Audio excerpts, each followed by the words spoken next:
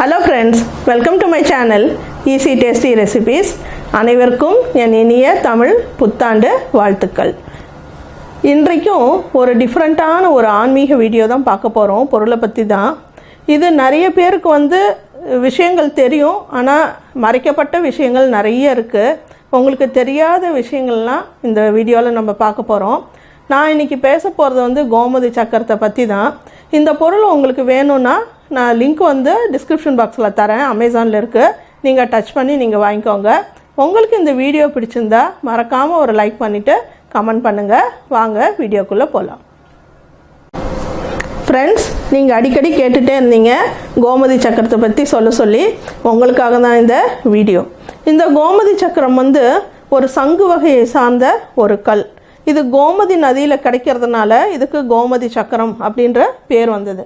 இது சுதர்சன சக்கரத்தை மாதிரியே இருக்கும். பாருங்கள், இதுதான் கோமதி சக்கரம். விஷ்ணு சக்கரம் போலேயே உள்ள அந்த சுழிகள் இருக்கும். இந்த சைடு இப்படி இருக்கும். இதில் சைஸஸ் நிறைய இருக்குது. ரொம்ப சிறியதும் இருக்குது, பெருசும் இருக்குது. இது பாருங்கள், இது ரொம்ப பெருசாக இருக்கும். இதில் பாதி சைஸ் கூட இருக்குது, சின்னது இருக்குது. ஆனால் ஒரிஜினலாக நீங்கள் பார்த்து வாங்கணும். பிளாஸ்டிக்கில் கூட இப்போ வருது. இந்த மாதிரி ஒரிஜினலில் இந்த மாதிரி கொஞ்சம் மேடு தட்டின மாதிரி இருக்கும். அந்த சுழிகளில் கேப் தெரியுது பாருங்கள். இந்த சைடு இதே போல் இருக்கும், கொஞ்சம் மினுமினுப்பாக இருக்கும்.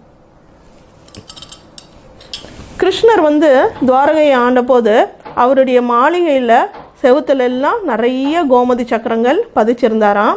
அவர் உட்காந்துருந்த அரியாசனத்தில் கூட அந்த கோமதி சக்கரம், அதுக்கு மேலே தர்பாசனத்தில் தான் உட்காந்து அரசாட்சி செஞ்சாங்களாம். ராமர் சீதை அசோகவனத்தில் இருக்கும்போது ஆஞ்சநேயர்கிட்ட அனுமர்கிட்ட அவருடைய கணையாளி அனுப்பும்போது அந்த கணையாளியில் கூட கோமதி சக்கரம் இருக்கிறதாக சொல்கிறாங்க. கிருஷ்ணர் ராதைக்காக கோமதி நதிக்கரையில் ஒரு மரம் உருவாக்குனாராம். அந்த மரத்தோட பழங்கள் இந்த கோமதி சக்கரம் போலயே இருந்ததாம். இந்த மாதிரி நிறைய கதைகள் கோமதி சக்கரத்தை பற்றி நம்ம புராணங்கள் இருக்குது. வடநாட்டில் ஒவ்வொரு தீபாவளிக்குமே இந்த கோமதி சக்கரம் இல்லாமல் அவங்க லக்ஷ்மி பூஜை செய்யவே மாட்டாங்க. இது கோமதி சக்கரம் லக்ஷ்மியின் அம்சம், லக்ஷ்மி தேவியின் அம்சம். கோமதி சக்கரம் இருக்கிற இடத்துல பணப்பற்றாக்குறை வரவே வராது. நிறைய பெனிஃபிட்ஸ் இருக்குது கோமதி சக்கரம். நான் ஒவ்வொன்றா உங்களுக்கு சொல்கிறேன். உங்களுக்கு எந்த ப்ராப்ளமோ அந்த ப்ராப்ளத்துக்கு நீங்கள் அத்தனை கோமதி சக்கரங்கள் வைக்கணும். இது ஒரு பாம்பு சுருண்டு படுத்திருக்கிற மாதிரியே இருக்கும். அதனால் நாகதோஷம் இருக்கிறவங்க இதை வீட்டில் வைக்கலாம். இதை டாலராக கூட கிடைக்குது. அந்த டாலரை போட்டுக்கலாம். மோதிரமாக வருது, மோதிரமாகவும் போட்டுக்கலாம். நாகதோஷம் இருக்கவங்க போட்டுக்கும்போது அந்த தோஷங்கள் எல்லாம் விலகி திருமணங்கள் சீக்கிரம் நடக்கும் அப்படின்றாங்க. இதை பாம்பு சக்கரான்னு கூட சொல்லுவாங்க. இது பார்க்குறதுக்கு கொஞ்சம் பிள்ளையார் சுழி போலேயே இருக்குமா. இந்த கோமதி சக்கரம் எப்படி உருவாச்சு அப்படின்னா 108 திவ்ய தேசங்கள் இருக்குது. அதில் ஒரு திவ்ய தேசம் உருவாக்கும் போது முனிவர்களுக்கு தவம் செய்ய ஏற்ற இடம் காட்டுறதுக்கு சுதர்சன சக்கரத்தை அனுப்பியிருக்காரு விஷ்ணு பகவான். அப்போ அனுப்பும்போது அது தண்ணீரில் விழுந்து தெளிச்ச துளிகள் தான் கோமதி சக்கரங்கள் அப்படின்றாங்க. சில பேர் சுதர்சன சக்கரத்துலேருந்து நெருப்பு பொறி வரும், அந்த நெருப்பு பொறி தான் கோமதி சக்கரம் அப்படின்றாங்க. எப்பயுமே நம்ம பேக்கெட்லேயோ இல்லை பர்ஸ்லேயோ 2 கோமதி சக்கரங்கள் வைக்கும்போது பணப்பற்றாக்குறை இருக்காது அப்படின்றாங்க. நம்ம பர்ஸ்லெல்லாம் வைக்கும்போது ரெட்டைப்படையில் தான் வைக்கணும். நீங்கள் 2 வைக்கலாம், 4 வைக்கலாம், 6 வைக்கலாம், 8 வச்சுக்கலாம். அப்போது பண கஷ்டம் இருக்காது அப்படின்றாங்க. இப்போது 11 கோமதி சக்கரம் எடுத்து வீடு கட்டும்போது அந்த ஃபவுண்டேஷனில் நம்ம வச்சிட்டோம்னா அந்த வீட்டில் எந்த ஒரு வாஸ்து தோஷம் இருந்தாலுமே சரியாயிடும் அப்படின்றாங்க. அதே போல் 11 கோமதி சக்கரங்கள் எடுத்து மஞ்சள் தடவிட்டு சிவனை கும்பிட்டுட்டு மஞ்சள் துணியில் கட்டி வீடு பூராவும் எடுத்து ஒவ்வொரு ரூம்லேயும் காட்டிட்டு அப்புறம் ஓடுற தண்ணியில் போட்டுட்டோம்னா பண கஷ்டம் எல்லாமே நீங்கும். நிறைய பேருக்கு பண கஷ்டம் வந்துக்கிட்டே இருக்கும். எவ்வளோ அவங்க உழைச்சாலுமே அவங்களுக்கு அந்த கஷ்டங்கள் போகாது. அந்த மாதிரி இருக்கிறவங்க இந்த மாதிரி செய்யலாம். 11 சக்கரமும் கோமதி சக்கரமும் 3 தேங்காவும் ஒரு சிகப்பு துணியில் கட்டி குலதெய்வத்தை நினச்சிட்டு வாசலில் வீட்டு வாசலில் கட்டும்போது அவங்களுக்கு வியாபாரத்தில் வர சங்கடங்கள் எல்லாமே குறைஞ்சி வியாபாரம் நல்லா நடக்குமா. 3 இந்த மாதிரி கோமதி சக்கரங்கள் எடுத்துக்கோங்க. அதை ஒரு காலி கிரவுண்டில் நம்ம நின்றுட்டு நம்ம தலையை 7 முறை கிளாக் வைஸாகவும் நீங்கள் சுற்றிட்டு பின்பக்கம் தூக்கி போட்டுடணும். போட்டுட்டு பார்க்காம திரும்பி வரும்போது வீட்டில் எப்பேற்பட்ட திஷ்டிகள் இருந்தாலுமே விலகிடுமா.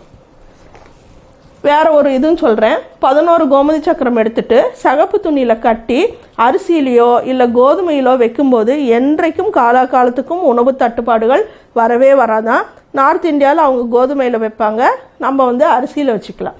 11 கோமதி சக்கரம் எடுத்துகிட்டு திரும்பி சகப்பு துணியில் கட்டி பீராலியோ கேஷ் பாக்ஸ்லையோ வைக்கும்போது பணத்தட்டுப்பாடு இருக்காது. இப்போ வேலையில் நீங்கள் இருக்கீங்க, உங்களுக்கு ப்ரமோஷன் எதிர்பார்த்துட்ருக்கீங்க, அப்புறம் வேலையிலையும் எந்த ஒரு சிக்கல்களும் இல்லாமல் இருக்கணும் அப்படின்னா 21 கோமதி சக்கரங்களை எடுத்துகிட்டு சிவன் கோயிலுக்கு போயிட்டு அதை காணிக்கையாக கொடுத்தீங்கன்னா நீங்கள் எதிர்பார்த்த ரிசல்ட் உங்களுக்கு கிடைக்குமா. நம்ம நிறைய பேர்கிட்ட பணம் கொடுத்துட்டு ஏமாந்துருப்போம், அவங்க பணமே திருப்பி தரமாட்டாங்க. அந்த மாதிரி இருக்கிறவங்கள நம்ம கோமதி சக்கரம் 11 எடுத்துகிட்டு கையில் வச்சுட்டு யார் நம்மளுக்கு பணம் தரணுமோ அவங்கள நினச்சிட்டு கொஞ்ச நேரம் கையில் வச்சுருந்துட்டு ஒரு அரச மரத்தடியில் நம்ம அதை புதைச்சிட்டோம்னா அந்த பணம் திரும்பி வந்துடும் அப்படின்றாங்க. இப்போ கோர்ட்டு கேஸ் ரொம்ப நாளாக இழுப்பறியாகவே இருக்கும். அந்த கோர்ட் ரெண்டு பக்கமுமே நம்ம நினைக்கிற நேரத்துக்கு அவங்க வரவே மாட்டாங்க, கூப்பிட்ற நேரத்துக்கு. இந்த மாதிரி ரொம்ப இழுப்பறி பண்ணிக்கிட்டே இருப்பாங்க. வருஷக்கணக்கான கோர்ட் கேசஸ் எல்லாம் இருக்குது. இதெல்லாம் நம்ம பக்கம் ஜெயம் ஆகணும் அப்படின்னா, ஏன்னா உங்கள் பக்கம் நியாயம் இருக்கணும், நம்ம பக்கம் ஜெயம் ஆகணும் அப்படின்னா நீங்கள் கோர்ட்டுக்கு போகும்போது ஒரு 5 கோமதி சக்கரங்களை பாக்கெட்டில் வச்சுட்டு போங்க, உங்கள் பக்கம் ஜெயமாகும். ஒரு இன்டர்வியூ போகிறீங்க, உங்களுக்கு அது ரொம்ப நல்ல வேலைன்னு தெரியும், உங்களுக்கு அது சக்ஸஸ் ஆகணும் அப்படின்னா 3 சக்கரங்கள் கோமதி சக்கரங்களை எடுத்து பேக்கெட்டில் வச்சுட்டு போங்க. அப்புறம் அதே போல் ஒரு ரூம் இருக்குது, அந்த ரூமில் 4 மூலையிலும் ஒவ்வொரு கோமதி சக்கரம் வைக்கும்போது அந்த ரூமில் இருக்கிற நெகட்டிவ் எனர்ஜி எல்லாமே கேன்சல் ஆகிடுமா. வீட்டில் நிறைய பணத்தட்டுப்பாடு இருக்கலாம், வாழ்க்கையில் முன்னேற்றம் இல்லாமல் இருக்கலாம், எது செஞ்சாலுமே அதில் ஒரு பலன் இல்லாமல் இருக்கும்போது கண்டிப்பாக அது தோஷ இதாக தான் இருக்கும். நீங்கள் ரூமில் 4 மூலையிலும் ஒவ்வொரு சக்கரம் வச்சுட்டிங்கன்னா வீட்டில் இருக்கிற அந்த நெகட்டிவ் எனர்ஜி எல்லாமே கேன்சல் ஆகிடும். வீட்டில் குழந்தைங்க சரியாக படிக்கலை அப்படின்னா அவங்களுக்கு கோமதி சக்கரத்தில் பெண்டன்ட் செய்யலாம். பெண்டன்ட் கடைகளை நகை கடைகள்லாம் இப்போ விற்குது, அமேசான்லேயும் லிங்க் இருக்குது, அதுவும் நான் தரேன், உங்களுக்கு வேணும்னு வாங்கிக்கோங்க.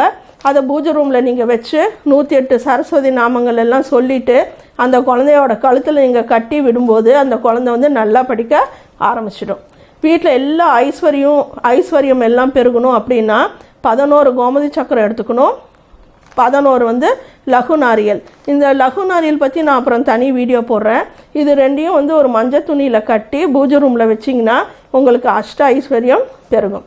கிரக தோஷங்கள் எல்லாம் நீங்கணும் அப்படின்னா 6 கோமதி சக்கரம் எடுத்துக்கோங்க, கருப்பு துணியில் கட்டி ஒரு அமாவாசை அன்னைக்கு 7 தடவை தலையை கிளாக் வைஸும் 7 தடவை ஆன்டி கிளாக் வைஸும் சுற்றிட்டு ஓடும் தண்ணியில் போட்டுட்டிங்கன்னா எப்பேற்பட்ட கிரக தோஷங்களும் நிவர்த்தி ஆகிடும். புதன்கிழமை காலையில் 8 கோமதி சக்கரங்கள் எடுத்துகிட்டு 2 உங்கள் கையில் வச்சுக்கோங்க. தலையை சுற்றிட்டு 4 மூலையிலையும் நார்த்து ஈஸ்ட்டு சவுத்து வெஸ்ட்டு 4 மூலையிலையும் தூக்கி போட்டுட்டிங்கன்னா உங்களுக்கு எந்தவித பிரச்சனைகளும் வாழ்க்கையில் வராது. 11 சக்கரங்களை குங்குமத்தில் வச்சு அந்த குங்குமம் நெற்றியில் நம்ம வச்சிட்டு இருக்கும்போது திருமண தடைகள் எல்லாமே விலகும், கணவன் மனைவி ஒற்றுமை ஓங்கும். இந்த விஷயங்கள் எல்லாம் எது வேணும் உங்களுக்கு என்ன ஒரு பிரச்சனை அப்படின்னு நீங்கள் டிசைட் பண்ணிக்கோங்க. அதுக்கு தகுந்த மாதிரி கோமதி சக்கரங்கள் எண்ணிக்கை நீங்கள் எடுத்துக்கணும். அந்த எண்ணிக்கை இப்போ நான் சொன்ன மாதிரியே இருக்கணும், மாறக்கூடாது. உங்கள் பூஜை ரூமில் எப்பயுமே நீங்கள் வச்சுருந்தீங்கன்னா ரொம்ப நல்லது. அஷ்ட ஐஸ்வர்யங்கள் எல்லாமே பெருகும். வாசலில் கூட 2 கோமதி சக்கரம் கட்டலாம். அதே போல் அந்த சகப்பு துணியில் கட்டி வாசலில் தொங்க விடலாம், உங்கள் கேஷ் பாக்ஸில் வச்சுக்கலாம். ஏற்கனவே பர்ஸில் என்னென்ன பொருட்கள் வைக்கலான்னு சொல்லும்போது நான் இந்த கோமதி சக்கரம் பற்றி நான் சொல்லியிருக்கேன். இந்த வீடியோ உங்களுக்கு பிடிச்சிருக்குன்னு நினைக்கிறேன். தேங்க்யூ.